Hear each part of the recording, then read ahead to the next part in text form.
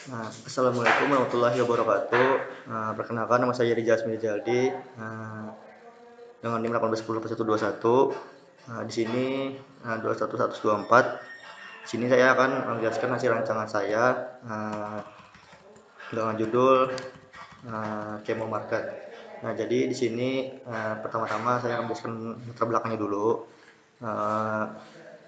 Latar belakang perancangannya yaitu sebagai bagian dari zona pengembangan Kota Banjarbaru, Kecamatan Lianggang, direncanakan sebagai sebuah kawasan industri Kota Banjarbaru, di mana tempat tersebut akan menjadi kawasan tempat pemusatan kegiatan industrial pengembangan kawasan industri yang merupakan sarana untuk mengembangkan industri yang berwawasan lingkungan serta memberikan kemudahan dan daya tarik bagi investor dengan pendekatan konsep efisiensi, tata ruang, dan lingkungan. Hal ini bertujuan untuk mempercepat pertumbuhan industri daerah, meningkatkan daya saing industri, meningkatkan daya saing investasi, dan memberikan kepastian lokasi dalam perencanaan dan pembangunan infrastruktur.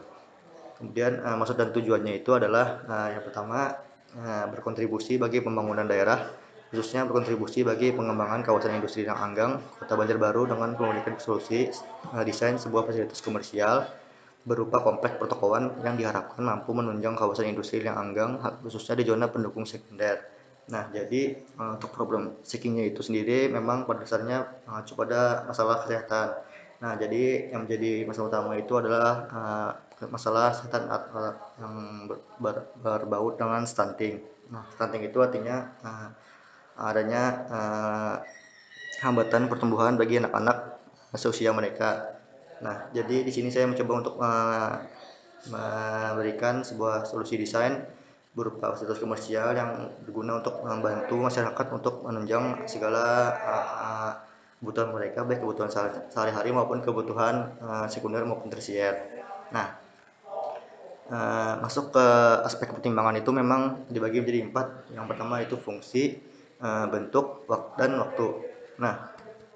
Jadi di sini ada beberapa faktor terkait liang anggang sendiri yang menjadi acuan dasar dalam menentukan proses analisis permasalahan. Yang pertama itu adalah stunting masyarakat, gizi yang relatif rendah, populasi yang tinggi, kemakmuran rendah, rendahnya kualitas perencanaan pembangunan, kebutuhan ruang dalam, aspek visualisasi bangunan, sektor perekonomian, dan kesejahteraan masyarakat.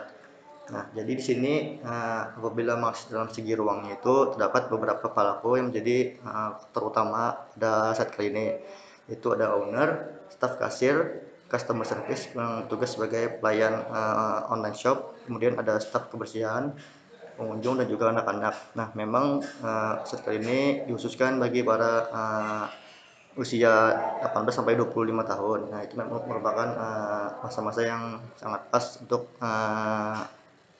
menuju site ini, meskipun usia lain memang juga tetap direkomendasikan. Apabila berbicara konteks kawasan, maka site ini berada di Kecamatan Lianggang, Kota Banjarbaru, tepatnya di PT Gudang Kalimas. Site tersebut memang awalnya banyak ditumbuhi oleh pohon-pohon lebat yang tinggi, sehingga membuat udara di sana itu masih terasa sejuk dengan tingkat polusi udara yang rendah. Jadi dengan berbagai kondisi dan faktor seperti topografi dan juga existing mampu menunjang segala bentuk aktivitas masyarakat, baik itu dalam menuju site maupun ke arah aktivitas sehari-hari. Untuk aspek yang ekosistem lainnya bisa dilihat pada gambar ini. Itu menjelaskan bahwa ada beberapa vegetasi tanaman yang menjadi sumber oksigen bagi masyarakat setempat. Untuk jalur sirkulasi dan pedestrian itu memang masih menggunakan trotoar jalan atau bahu jalan yang digunakan sebagai akses utama bagi pejalan kaki dengan lebar sebesar 10 meter, sehingga membuat pengendara masa lebih leluasa dan juga nyaman.